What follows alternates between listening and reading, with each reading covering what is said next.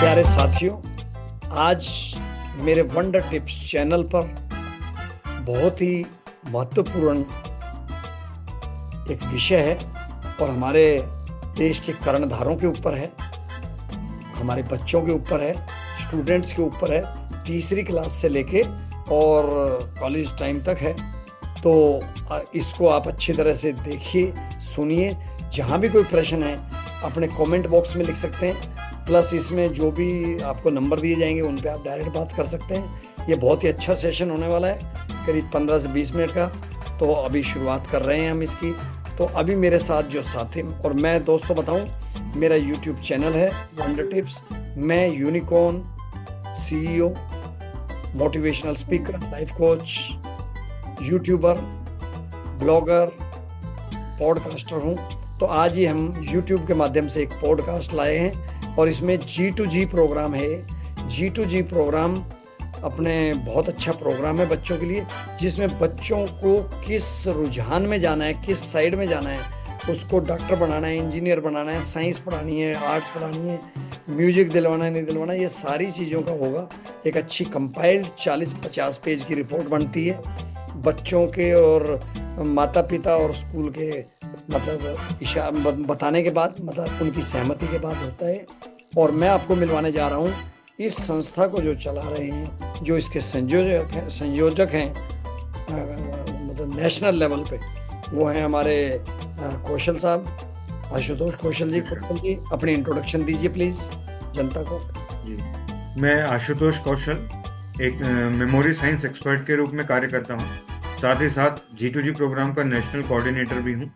ये जो G2G programme है, ये श्री गुरुदयाल सिंह स्मृति शोध संस्थान द्वारा चलाया गया है, जिसका मुख्य उद्देश्य है कि जो सामान्य स्तर के बच्चे हैं वह जीनियस भी बने अपनी शिक्षा में। क्योंकि जो टॉपर्स होते हैं उनके लिए तो हर जगह बहुत सारी स्कीमें, बहुत सारी सुविधाएं और चीज़ें रहती हैं, और जो जनरल स्टूडेंट है वो निरंतर पिछड़ता चला जाता है।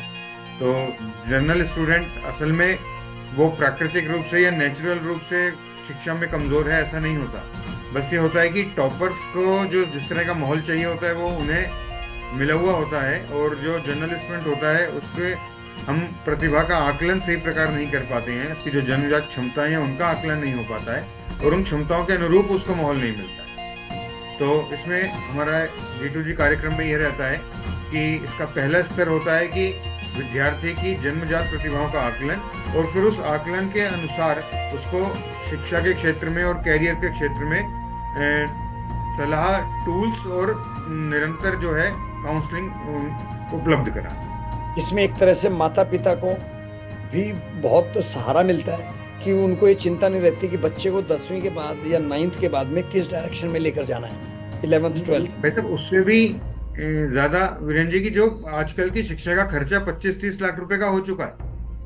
यस, बिल्कुल। और वो जो 25-30 लाख रुपए की डायरेक्शन है, कई बार वो इतनी लेट पता चलता है कि डायरेक्शन गलत हो गई कि अब उसका कुछ नहीं किया जा सकता, वो तो हो गया खर्चा। हाँ, बिल्कुल। तो ये वैसा समय नहीं है जैसा हमें हमारे माता पिता ने कह दिया कि हमें इंजीनियर हाँ, बनाना है, डॉक्टर बनाना है, प्रोफेसर बनाना है, तो उसी ढंग से अपन चलते हैं। आजकल बच्चों की भी अपनी चॉइस है और होनी भी चाहिए। कंपटीशन भी इतना हो गया है कि अगर डॉक्टर बनाना है तो आपको टॉप 30, टॉप 20 में आना पड़ेगा। उस समय इतनी ज्यादा कंपटीशन नहीं था। अगर इंजीनियर बनना है, अच्छा इंजीनियर बनना है, तो हर स्तर पे आपको पहले 20 में रहना ही होगा। अगर आप बाद के 80 में हो तो डिग्री तो होगी आपके पास। आज से 20 साल लेकिन पहले आपके लिए अवसर कम होंगे। 20 साल पहले हम बोलते थे, जब हम टेक्सटाइल लाइन में मतलब जगह जगह पर कुछ पदों पर काम किया, तो उसमें ये था कि survival of the fittest is available. मतलब जो सबसे फिट आदमी है उसी का सर्वाइवल है, चाहे फैमिली में हो, चाहे किसी भी क्षेत्र में हो, बिजनेस में हो, सर्विस में हो, स्पोर्ट्स में हो। आज देखो, एक गोल्ड मेडल जीतने के लिए ओलंपिक्स में, वर्ल्ड क्लास में, आदमी को कितने साल मेहनत करनी पड़ती है। बिल्कुल बिल्कुल बिल्कुल जी। इस तरह जो बच्चों का भविष्य है, ये सिर्फ बच्चों का भविष्य नहीं, देश का भविष्य है। और फिर और भी ज्यादा क्या है कि पेरेंट्स का उनके ऊपर बहुत कुछ डिपेंड करता है। आज हमारे तो मतलब बुढ़ापे की एक तरह से सहारा होते हैं ना हमारे बच्चे, लाइक दैट। तो इसमें मैं कुछ क्वेश्चन पूछना चाहूंगा, उनके माध्यम से आप इसको एक्सप्लेन करते जाना। बिल्कुल। G2G कार्यक्रम अत्यंत चर्चा में है। इसका कारण सिर्फ यही है कि लोगों के अंदर एक तरह से जिज्ञासा है जानने की कि भाई क्या चीज़ है, कैसे है, क्या होगा, कितना खर्चा होगा इसको सिस्टम को चेक करने में। तो थोड़ा सा इसके बारे में बताइए, मतलब कि अपने विचार रखिए प्लीज। जी सर, ये जो G2G प्रोग्राम है, इसमें सबसे बड़ी एक तो सबसे बात बढ़िया बात तो अगर हम किसी भी पेरेंट्स से करते हैं, कहते हैं कि आपका बच्चा अगर 40-50% नंबर ला रहा है, तो उसकी क्यूरियोसिटी यही हो जाती है कि 40%, 50% से 70-80% उसके नंबर एकदम से कैसे हो जाएंगे। तो क्योंकि ये एक अंदाजों के आधार पर कार्यक्रम नहीं है, इसमें साइंस की भी विभिन्न टेक्निक्स का प्रयोग किया जा रहा है। हम इसमें सबसे पहले स्तर पे तो ये पता लगाते हैं कि बच्चे की जन्मजात क्या क्षमता है। क्षमताओं के साथ साथ इसमें यह भी पता लगाया जा सकता है कि जो हर व्यक्ति होता है वो एक निर्धारित पैटर्न होता है उसके सीखने का। मतलब सीखता तो वो तीनों, हर मस्तिष्क 3 तरीके से सीखता है, लेकिन कोई कोई हर मस्तिष्क में तीनों में से किसी एक तरीके में वो ज्यादा प्रखर होता है, ज्यादा डोमिनेंस होता है उसका स्टाइल। तो इसमें ये पता लग जाता है कि हमारे बच्चे का जो सीखने का तरीका है, ब्रेन का रिएक्ट करने का, सीखने का तरीका किस पैटर्न पे वो ज्यादा डोमिनेंट है। वेरी तो गुड। उसको पढ़ाना सिखाना आसान हो जाता है जब ये बात हमें पता लग जाती है। ये कुछ कुछ आप ऐसे मान लीजिए, जब डॉक्टर को ये पता लग जाए कि इस मरीज को इस तरह की गोलियां सूट करती हैं और इस तरह की दवाइयां सूट नहीं करती, तो उसमें ये पता लग जाता है कि इसको पढ़ाने का कौन सा तरीका सूट करता है नेचुरली। तो उसलिए उस तरीके को अपनाने से वो अपने आप 20 से 25% की इजाफा उसके उसमें हो जाता है। और जो 40 पेज की बुकलेट इसमें तैयार होती है, उसमें बहुत सारी ऐसी बातों का पता चलता है जिससे आप थोड़ा सा समय बच्चे के साथ उसको ग्रूम करने पे लगाएंगे, तो वो जो चीजें 10 साल में होने वाली थी, वो सारी चीजें उसके साथ 1-1.5 साल में घटित हो सकती हैं। बहुत बढ़िया, ठीक है। ये तो अब मुझे थोड़ा सा ये और बताइए कि इसमें जो आपने कहा ना, जनरल स्टूडेंट भी जीनियस हो जाता है, तो हाँ जी। इसमें कितनी तो श्योरिटी है, और इसमें आप किस बेस पे कहते हैं कि वो जनरल स्टूडेंट से जीनियस हो गया, परसेंटेज का कितना फर्क पड़ जाता है, ये थोड़ा सा और बिल्कुल बिल्कुल सर, देखिए परसेंटेज की बात करूं तो लगभग 30% की इम्प्रूवमेंट इसमें सामान्यतः होती है। जो बच्चा 40 या 50% का है, वो 70 से 80% का हो जाता है। लेकिन अगर कोई 80% वाला व्यक्ति इसमें जुड़ रहा है, तो उसके साथ 15% तक की इम्प्रूवमेंट हो पाती है, वो 90+ पे ही जा पाता है, बहुत बढ़िया। क्योंकि वो पहले से। अच्छा, अब इसका आधार क्या रहता है? इसके दो सबसे बड़े दो आधार हैं जिस पे हम ये बात कर सकते हैं। हमारे जो अभी एजुकेशन सिस्टम है, वो विजुअली स्मार्ट बच्चों को सपोर्ट करता है। जो ऑडिटरी स्मार्ट है या जो काइनेस्थेटिक स्मार्ट है, उन बच्चों के लिए वो सिस्टम नहीं। इस 40 पेज की रिपोर्ट में ये आइडेंटिफाई हो जाता है कि आपका बच्चा विजुअली स्मार्ट है, ऑडिटरी स्मार्ट है या काइनेस्थेटिक। अब अगर वो ऑडिटरी स्मार्ट है, तो हम उसको फिर ग्रूम करते हैं पूरा कि वो अपनी एजुकेशन को, अपनी स्टडी को किस तरीके से प्लान करे कि वो अपने इस टैलेंट का लाभ उठा सके। और जो उसको स्कूल में बातें विजुअल होने के कारण समझ में नहीं आती हैं, तो घर पर वो क्या प्रैक्टिसेस करे जिससे वो सब बातें उसको समझ में आ जाए। तो ये लगभग 1 महीने का हम उसको पूरा काउंसलिंग भी देते हैं, सब बताते हैं, और वो उस 1 महीने के दौरान हमसे फोन पर, ऑनलाइन किसी भी तरीके से जुड़ के, और एक बार जब उसको वो प्रैक्टिस उसके व्यक्तित्व में रम जाती हैं, तो फिर उसको जिंदगी उसको लाभ पहुंचाती हैं कि इन तरीकों को अपना के जो पहले चीजें उसको 5 दिन में समझ में आती थी या 5 घंटे में समझ में आती थी, वो 5 गुना कम समय में उसको समझ में आने लगी।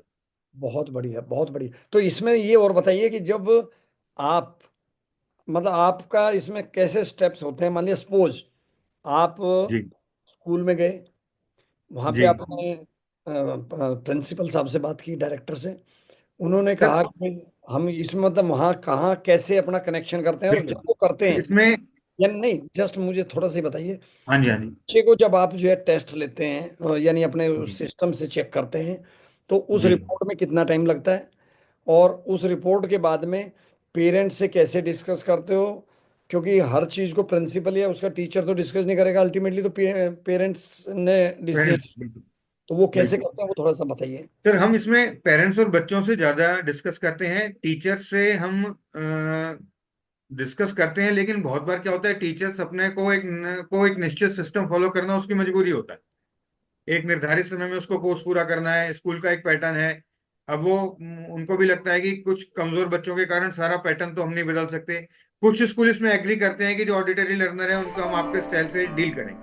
लेकिन उसकी परसेंटेज अभी कम है। अगर हम 10 स्कूलों में मिलते हैं तो मुश्किल से हमें एक स्कूल मिलता है कि जो कहता है कि हम इस तरीके से चलेंगे, क्योंकि उसमें स्कूल की कॉस्ट बढ़नी है और वो सारी चीजें वो अलग तरीके जाता है। पर वो ये जरूर चाहता है कि हम उन पेरेंट्स से जरूर बात करें, जो बच्चे कमजोर हैं उनके पेरेंट्स से बात करें।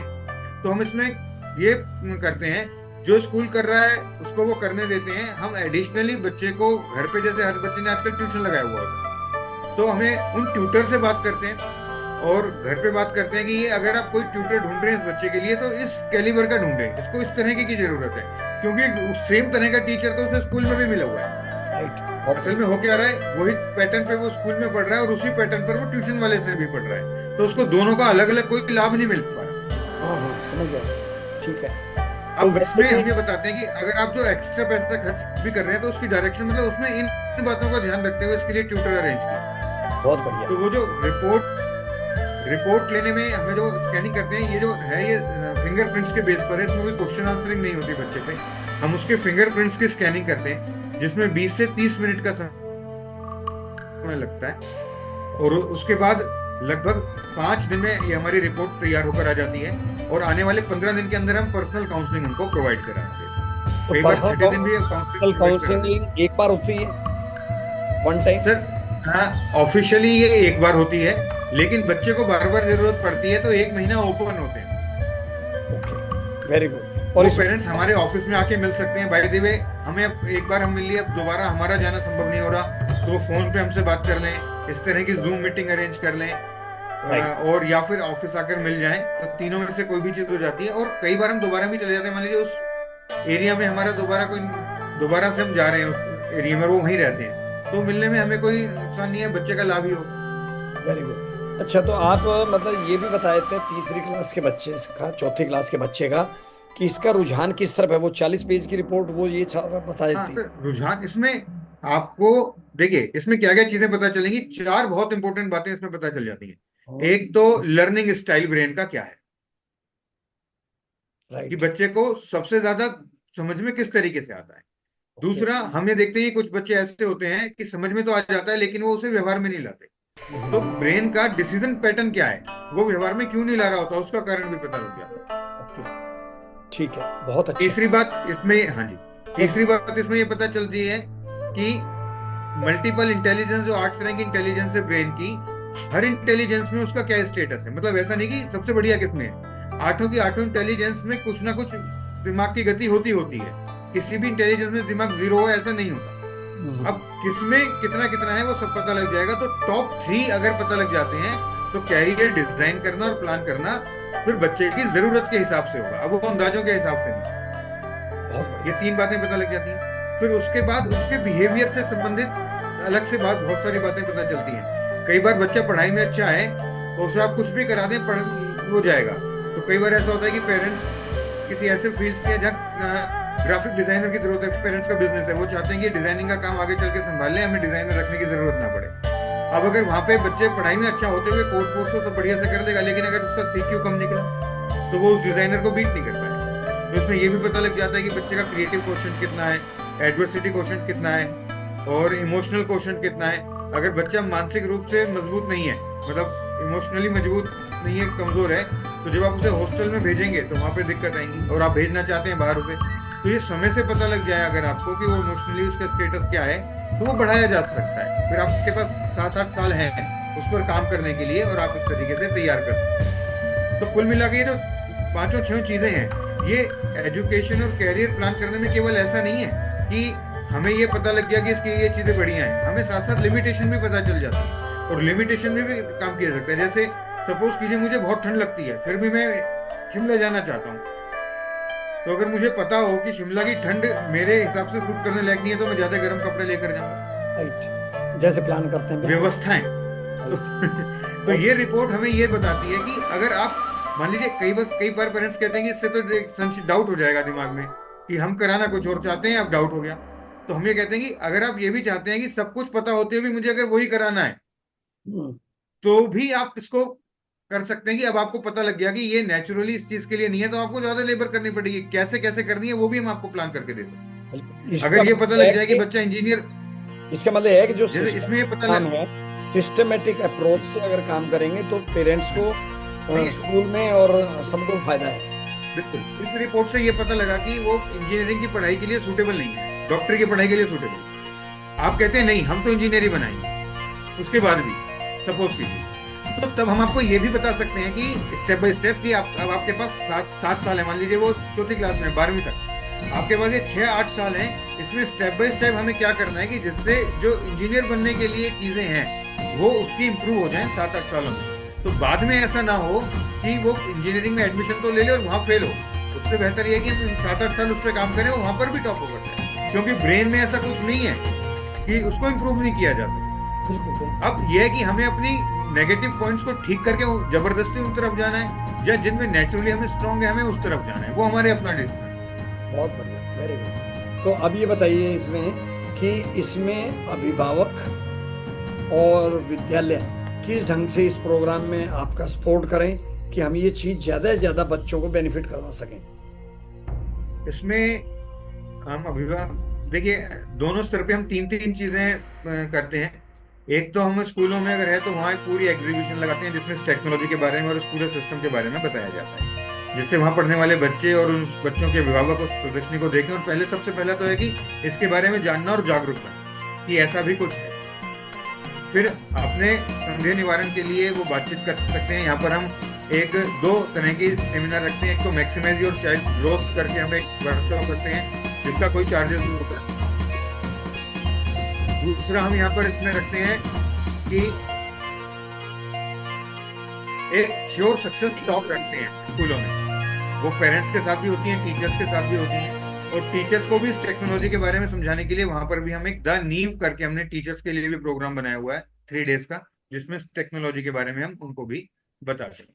तो एग्जीबिशन और ये तीन चीजें पहले आयोजित वहां पर करा ली जाए, और उसके बाद एग्जीबिशन, हाँ एग्जीबिशन, जी, सेमिनार हाँ जी, और टीचर्स सेमिनार, का नीम programme. Teachers training programme the नीव। वेरी गुड, बहुत बढ़िया, वेरी गुड। तो इसमें रफली आप थोड़ा सा ये बताना चाहेंगे मेरे दर्शकों को, पेरेंट्स को और स्कूल्स को कि कितना खर्चा आ जाता है एक बच्चे का इस टेस्ट को करने में। ये जो हम रिपोर्ट बनाते हैं, इस रिपोर्ट में आपका पूरा जो काउंसलिंग और सारी चीजें, मतलब इसमें 3 स्टेप हो गए। एक तो पहले हो गई आपकी स्कैनिंग करनी है जिसमें एक बच्चे के लिए आधा घंटा लगेगा। फिर इस रिपोर्ट को बनाना है, उसमें भी लगभग एक बच्चे की रिपोर्ट बनाने में लगभग 2 घंटे का समय लगता है। उसकी 10 उंगलियों को पूरा एनालिसिस करना, फिर सारी चीजें देखना और फिर उसकी रिपोर्ट बनानी। ओके। और उसके बाद फिर 2 घंटे, 1 से 2 घंटे का समय हमें पर्सनल जो काउंसलिंग होती है उसके लिए चाहिए होता है। तो ये पूरी की पूरी प्रोसेस जो है बैक हैंड मान के सब चीज जोड़ के चलें तो 4-4.5 घंटे की एक बच्चे के लिए ये प्रोसेस होती राइट। है, जिसमें अ, लगभग जो है, अगर हम बाजार के हिसाब से पैसों खर्चे की बात करें तो लगभग 6 से 10 हजार रुपए का खर्चा अलग अलग कंपनीज के थ्रू आता है। हम जो चार्ज करते हैं वो 6,000 रुपीज चार्ज करते हैं विद जीएसटी वगैरह, उसमें जीएसटी शामिल है। हाँ जी, 6,000 रुपीज पर हाँ, कैंडिडेट। 6,000 रुपीज की एक रिपोर्ट होती है। वेरी और गुड। कई बार हमें इसमें गवर्नमेंट की सहायता मिलती है, सब्सिडी मिलती है, कुछ छूटें मिलती हैं। जैसे अभी हम पंचकुला बुक फेयर में लगाया हुआ था, तो वहां पर हमने इस टेस्ट को केवल 1,000 रुपए में लिया था, क्योंकि कई चीजों की हमें वहां पर सुविधा मिली हुई थी सरकार की तरफ से। वेरी, बहुत बढ़िया। ठीक तो है। वो हम प्रयास करते हैं कि वो हम ज्यादा से ज्यादा लोगों तक उस सुविधाओं के साथ पहुंचे। लेकिन अगर नहीं भी पहुंच पाते हैं तो 6,000 रुपए का ये टेस्ट होता है। उसमें भी हम अपील ये करते हैं कि जहां जैसे आप जब पढ़ाई कर एजुकेशन ले रहा है बच्चा, तो जो 20-25 लाख रुपया उसका खर्च होना है पेरेंट्स का, अगर 6,000 रुपए के टेस्ट में वो पता लग जाए कि 20-25 लाख की श्योरिटी सक्सेस की है, तो वो 6,000 रुपए का खर्चा भी ज्यादा नहीं। Very good. तो दोस्तों, इस पॉडकास्ट में जैसा आपने समझा, जितनी भी आपकी क्वेरीज हैं कमेंट बॉक्स को आप भर दीजिए। उसके लिए उसमें मैं नीचे नंबर भी दूंगा। पहले आप जो है कमेंट बॉक्स में नंबर डालिए, आपको मतलब उसी में वहां पर आपको जवाब मिलता चला जाएगा। तो शायद ये एक गेम चेंजर होगा हमारे देश के लिए। वैसे हमारा देश गुरु देश कहलाता है।